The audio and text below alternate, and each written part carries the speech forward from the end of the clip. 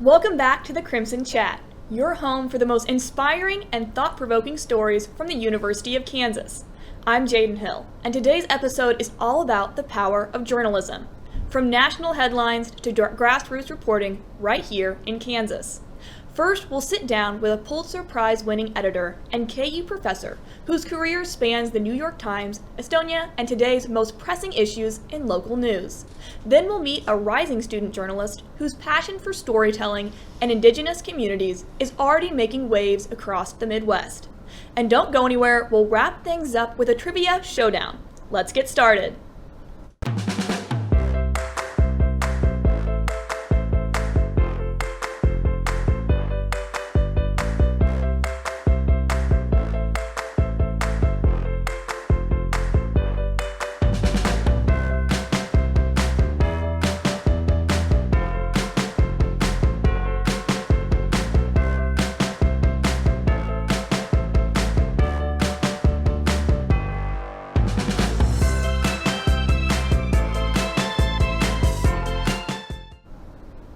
Joining us is Stephen Wolgast, the Knight Chair in Audience and Community Engagement for News and a professor of journalism at KU. From photographing in Topeka to editing for the New York Times, where he was part of a Pulitzer Prize-winning team after 9/11, Professor Wolgast brings a global perspective to local news and a passion for teaching future journalists. Professor Wolgast, welcome to the Crimson Chat. Thank you. Great to be here, Jaden. Yeah, you've had an extraordinary journey through journalism. You started in Estonia to New York Times in Topeka. What originally drew you to the field of journalism? Oh, it's something really basic. I was probably in middle school, and I found in the closet at our house this old camera, probably from the 60s, that belonged to my uncle. And I was just curious about it. I liked little mechanical things like electric trains. And so I started messing around with it, and then I became interested in photojournalism. So I grew up in Topeka, and the Topeka Capital Journal was known as a really strong photo newspaper, and it had won the Pulitzer Prize in the 70s. So I had these photographs to look at every morning when the newspaper came, and I became interested in journalism through photography. So that's how it started. Wow, that's really cool how you've come from photography, and then you've also ended up being a writer as well, correct? How did that happen?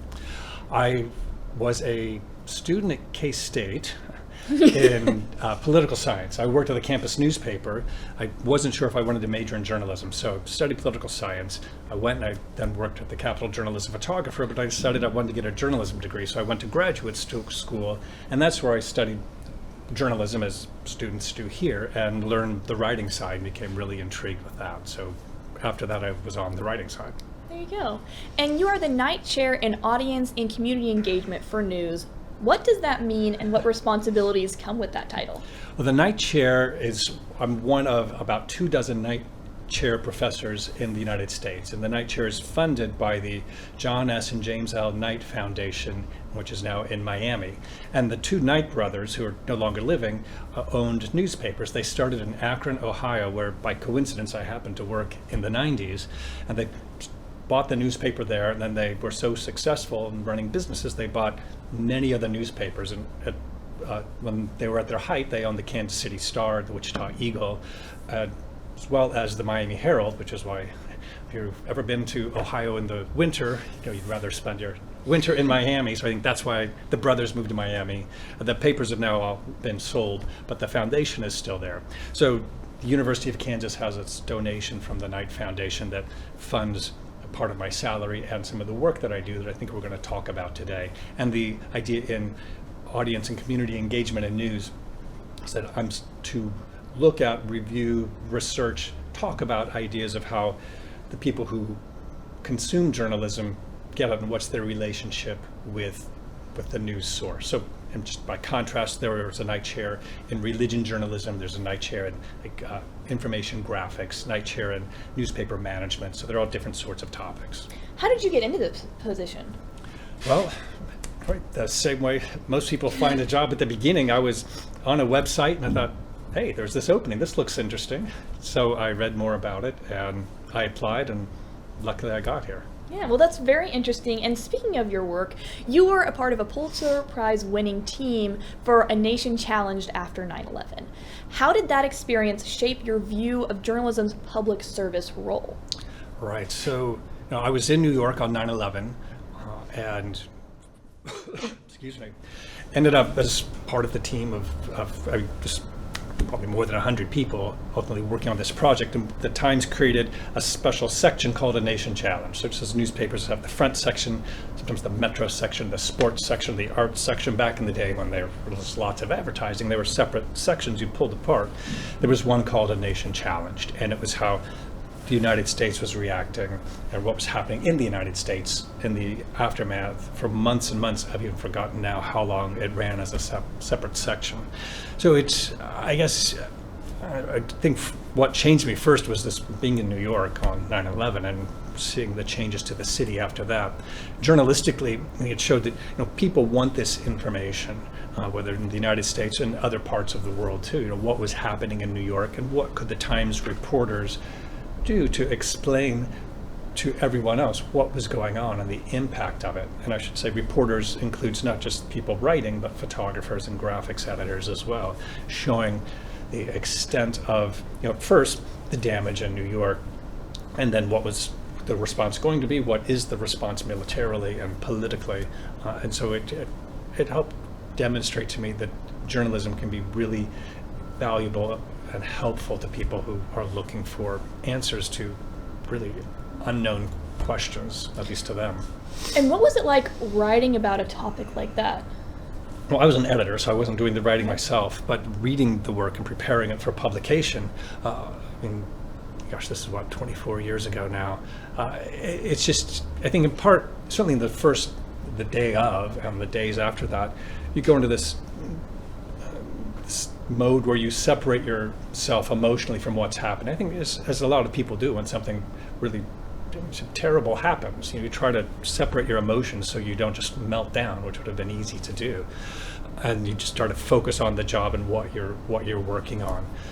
And so it was just trying to think about that news and realizing the importance of what was happening, and that the Times had journalists all over the world, in some places that are very dangerous, as well as in Washington, covering the White House and so forth, doing really important work, asking tough questions and getting answers that they could then prepare for our readers. You've talked about how important it is and that people want to access this news, which brings me to my next question. You're also known for your research on news deserts. For those unfamiliar, how do you define a news desert and why do we care? News deserts are places, you always look at the county level, so that there are 5,000 some counties in the United States. So it's a county where there is no local independent source of news. So it doesn't mean only newspapers, it could mean a radio station. There are many more radio stations than there are TV stations, but there are very few cities in a state that has its own TV station or even multiple TV stations. So it's generally looked at first newspapers and then radio stations, but it could also be television. So a news desert is where there is no local newsroom. So that's the newsroom is here in our county, not beamed in from somewhere else, and independent, meaning it is not part of City Hall's newsroom, they might call on their website, or some other entity that has something in it for themselves as opposed to working for the public good. So News Desert has none of those.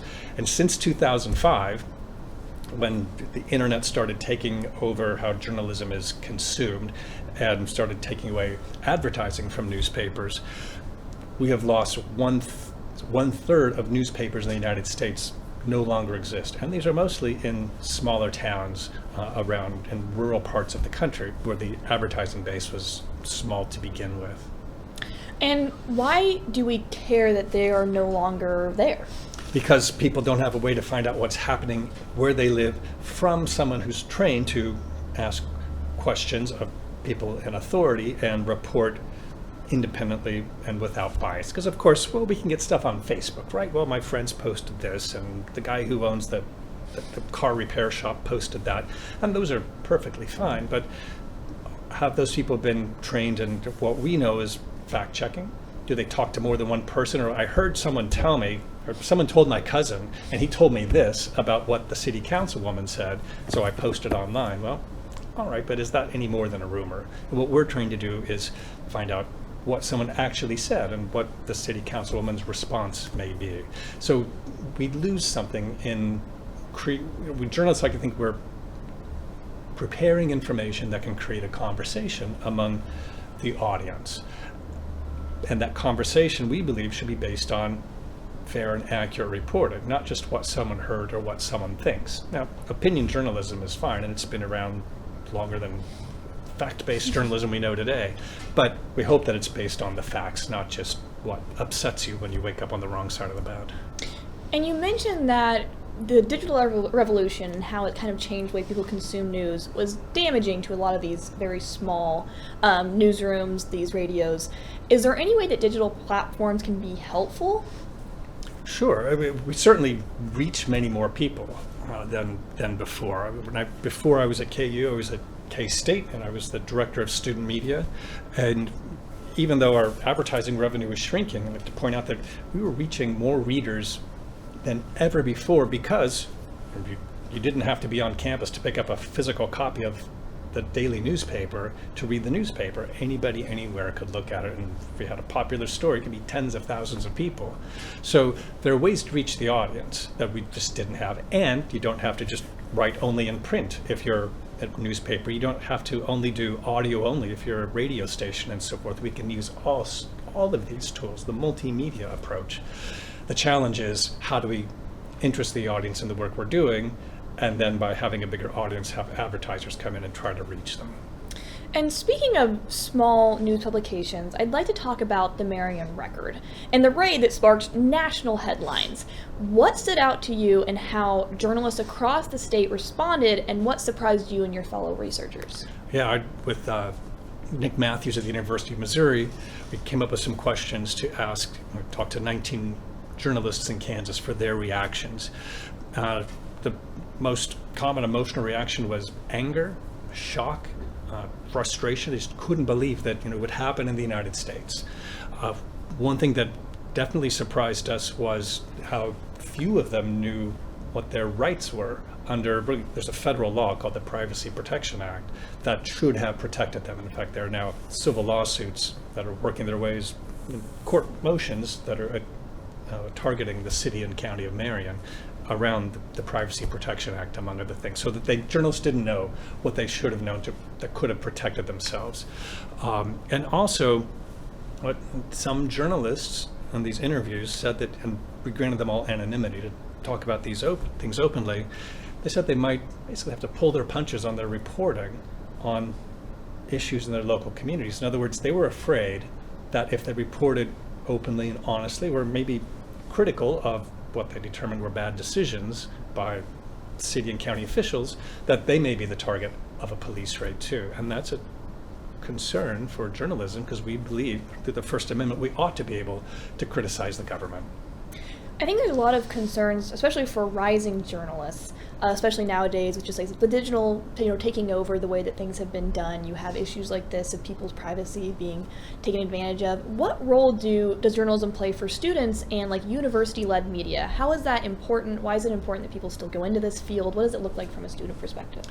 Look, what students can think of is people are still going to need information, whether that's recipes or which foods are healthy and so forth, or it's about what the coach is doing or what the team management is doing, or they're going to build the stadium in Missouri or Kansas, and how much is it going to cost and who's going to pay for it. Those are all really important questions that we want to know, and they have to do with matters before the public. If you're building a stadium, those are my tax dollars, or even if magically the owners are going to pay for it all, well, how is it going to change Kansas City, wherever it goes? Those neighborhoods are going to be hugely changed, and we like to think for the better, but in some places maybe not always for the better. Businesses are going to have to move. So we can ask those questions and explain them to an audience, and we ask them, we can get access to the people who make the decisions in a way that my cousin with a Facebook page probably doesn't have easy access to someone at City Hall or to the Hunts or people making those big decisions. So we can use our status as reporters who speak in a credible way to a large audience to get access to people who can want to share information with a lot of others. Yeah, and as a professor, what do you emphasize most when teaching the next generation of journalists? You should ask my students. I guess I want them to know, I want them to learn the We need to ask tough questions. We need to do reporting, and that reporting is not looking up stuff online. It's not getting an email back from someone. It's asking questions in an interview. So as you're doing today, you can ask a follow-up. If I forget what you asked, or if I don't answer it clearly, or don't answer it the way you intended me to, you can ask the question again or pose it in a different way. Because when we just rely on, well, you send me a quote on this topic and they send me a quote, well, it's entirely from their point of view. I don't get to challenge them. I don't get to redirect if they go off base. And so you lose a lot if you're not out actually talking to someone.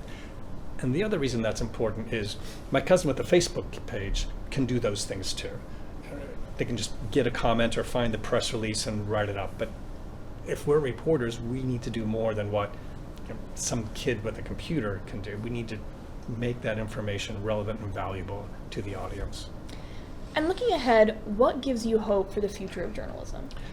That people are still interested in asking tough questions, that they're willing to push back against the official line, whether that's the government line or it's an institution line or it's the rich guy's line, that we can stand up against that, and that we can look into things that seem to be off. Why is that happening?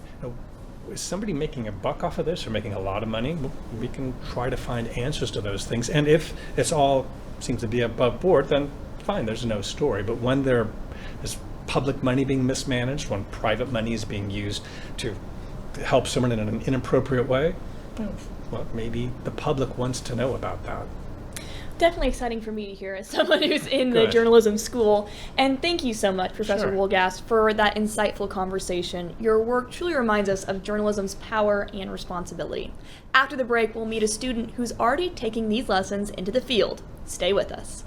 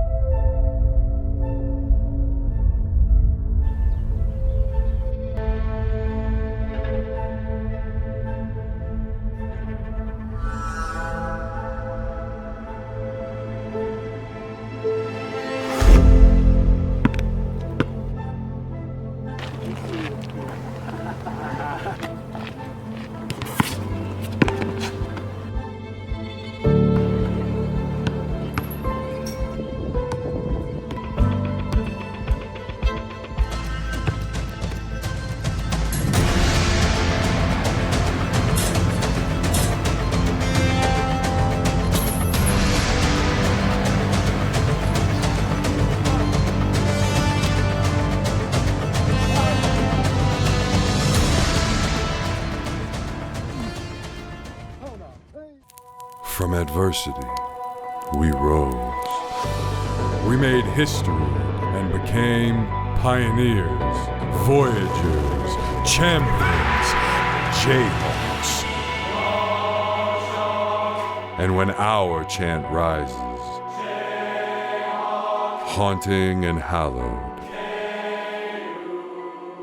Jayhawks are telling the world what's near. Victory. Our next guest is Wren Drummond, a junior majoring in multimedia journalism and minoring in political science. As a lead producer for Good Morning Indian Country, Wren helps bring Indigenous voices and stories to the forefront each week. And recently, she's had a chance to interview NBC's Lester Holt. Wren, welcome to the Crimson Chat. You have had an incredible start to your journalism career. What inspired you to study journalism and political science? Well, I actually kind of fell upon journalism on accident. So both of my parents were in the journalism school when they were in college. So my dad took the more traditional journalism route, worked in newspapers for a few years. My mom was more on the stratcom side. And so when I was trying to decide what to do, I was like, they both do this. Now they have completely different careers and I love to talk to people. So I was like, why not? We'll see how I like it. And if I have to change my major, I have to change my major. So that kind of prompted that. And as for political science, I decided to minor in it because I knew in journalism I wanted to focus more on the news side. And my public school education didn't really properly teach me how the government works and how all of the policies and things come into our real world life. So I was like, well, might as well kind of take this opportunity to learn more about what our nation's political world is like. And I think minoring in political science was kind of the best way to do that. Yeah, absolutely. And you've been very involved in the journalism school. Right now, you're the producer for Good Morning Indian Country. Can you tell us what your role involves and why this work matters to you? Yeah, so as a producer, I'm responsible for finding most of the stories. We also have a couple reporters that help us out from week to week, so I will help them either find sources or connect them with someone who can connect them to someone else. So but my main job is really just structuring the show. What story is going to come first, what story is going to come last, and what graphics can we put in there to make it more interesting. The interesting about Good Morning Indian Country is we do a lot of, we borrow a lot of reporting from Native News Online and ICT News, which are two national indigenous news outlets. So we do a lot of what we would call readers. So I want to find, graphics that I can use for that, whether that's reaching out to someone to find some video or using photos that we have that might relate to the story. It's really just kind of making sure that the newscast as a whole is entertaining and also visually appealing and getting the news across in the way it's supposed to. Yeah, and speaking of Indigenous news, how do you approach storytelling for that community, and what is it like being a reporter coming into that community? Yeah, it's definitely different. I want to clarify, I am not Native. I am from Oklahoma, which is a big, Native American state. So I did grow up knowing, I think, a lot more than the average person would. But it is definitely interesting. Telling stories for a community that's not your own, it requires a lot of humility and coming in and asking my colleagues who are Native, what's the language that's correct to use in this situation?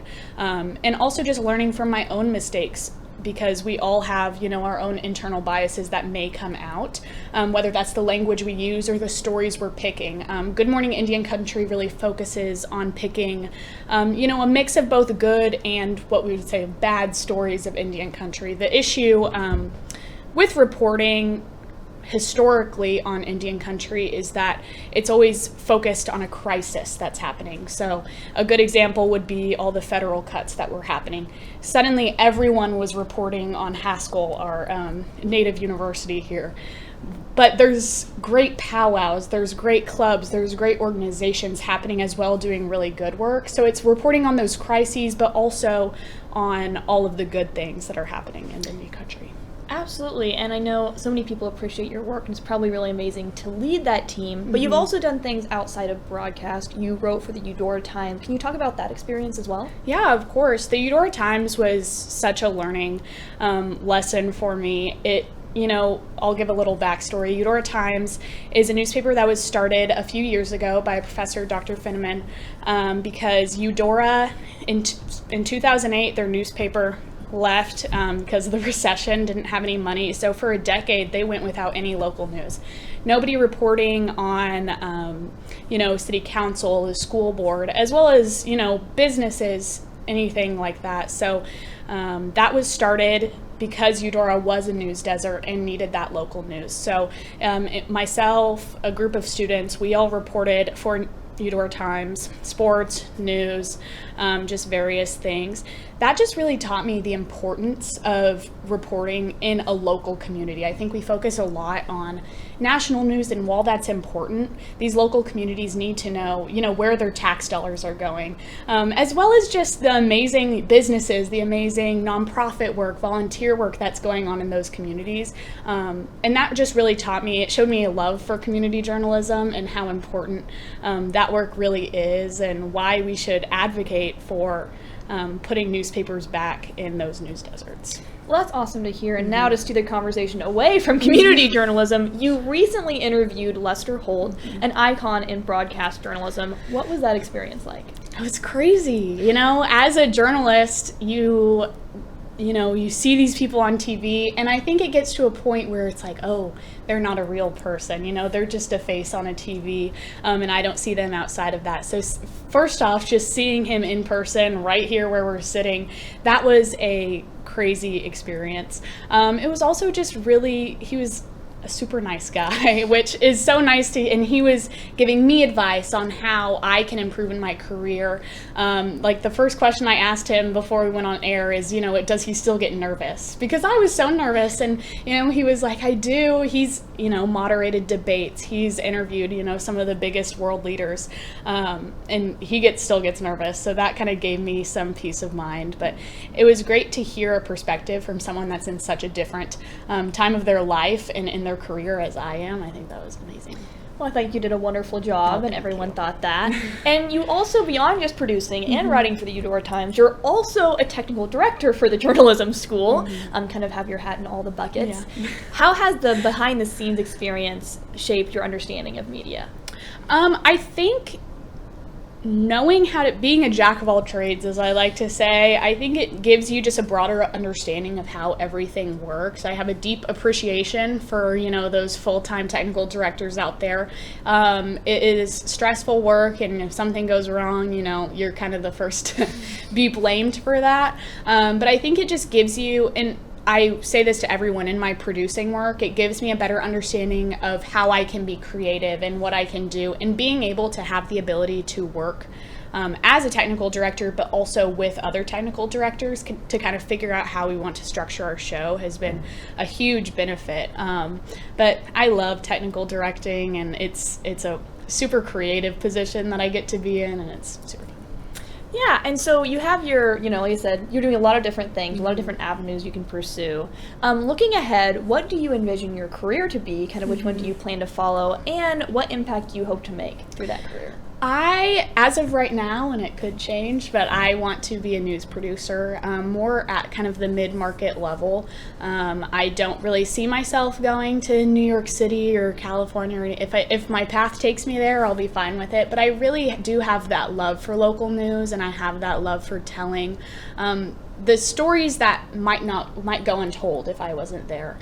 So I want to be a producer in a broadcast market and be able to help tell those stories, along with, my work with Good Morning Indian Country has taught me how many tribes there are that go uncovered in the media. So really incorporating that into my work. And the impact I want to make is just to, tell more community news. I think it's so important, and I think especially right now it's necessary both to tell the good news, but also just so everyone can understand what is happening, and rather than just focusing on the national side of it. Well, thank you so much for sharing, Ren. It's been inspiring to see how you're combining passion, purpose, and production skills to make a real difference. Now it's time to switch things up and test how well our guests know headlines. We'll be back after the break.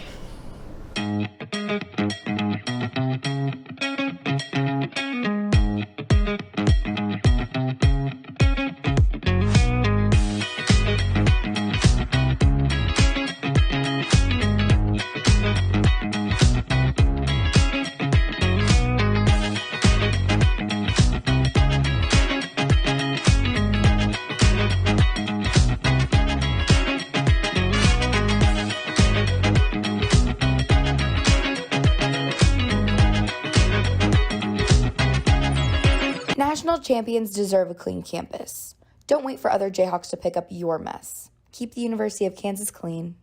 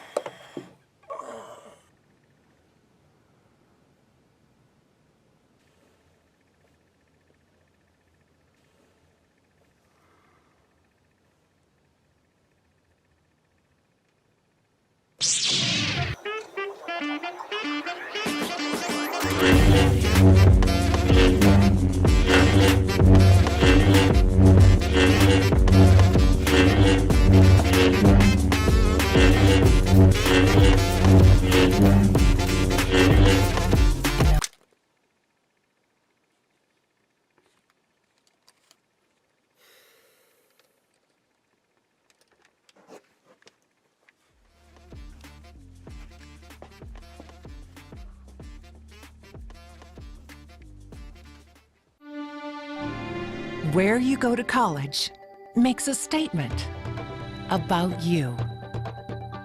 This place will become a part of you, your identity for life.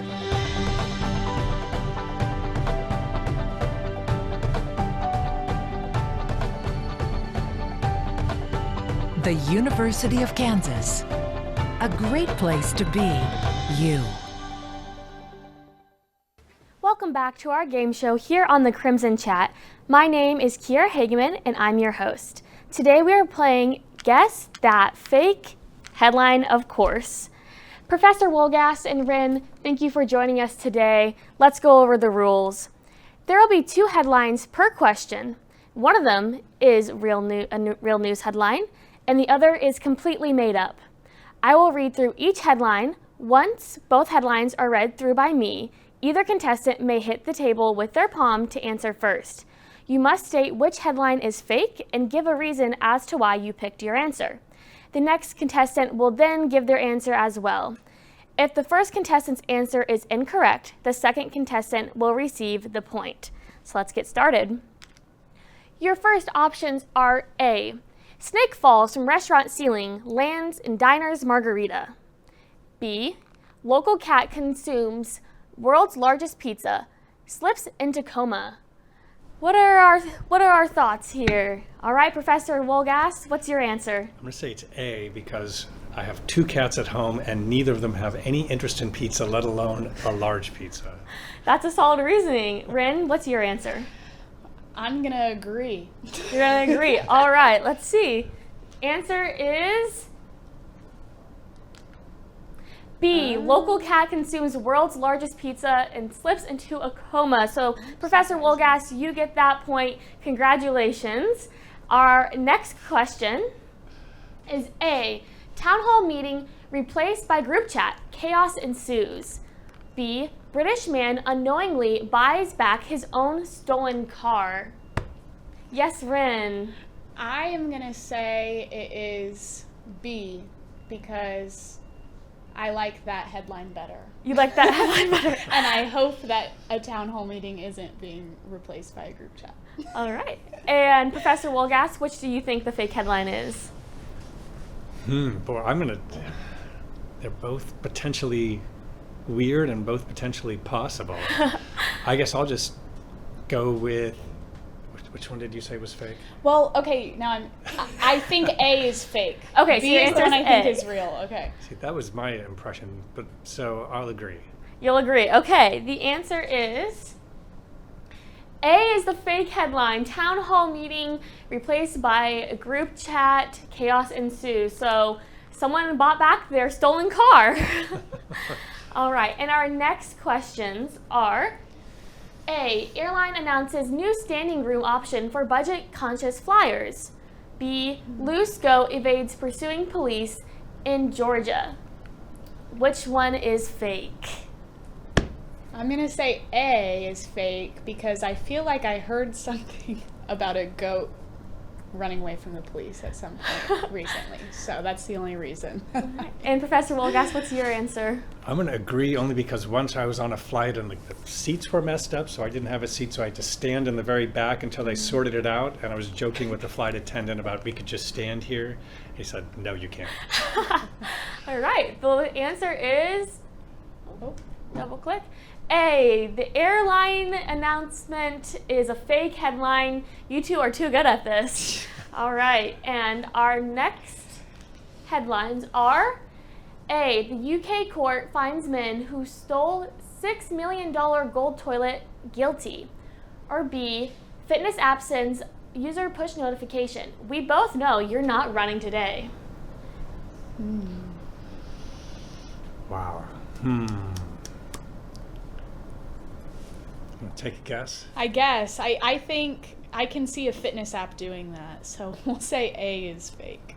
A is fake. And Professor Wolgast, what's your answer? Well, maybe I'll just take the opposite since they're both equally odd and just to make it a little more competitive. So I'll say the fitness app is the fake head. All right. Well, the fake headline is B. The fitness app is the fake headline. So Professor Wolgast, you get that point. Congratulations. And our next headlines are A. Study finds 62% of adults have no idea how to end phone calls gracefully. Or B. Wax statue of President Lincoln melts during DC heat wave. I'm going to say B is fake B is fake, the wax statue, and what's your reasoning? I have trouble ending phone calls gracefully, so I feel like I would fit into the 62%. Right. Professor Wolgast, do you agree, or are you going with A being the fake headline? I'll go with A. A. Only because I'll make it competitive and I can't tell which is real. Well, the fake headline here is the study finds that 62% of adults have no idea how to end phone calls gracefully.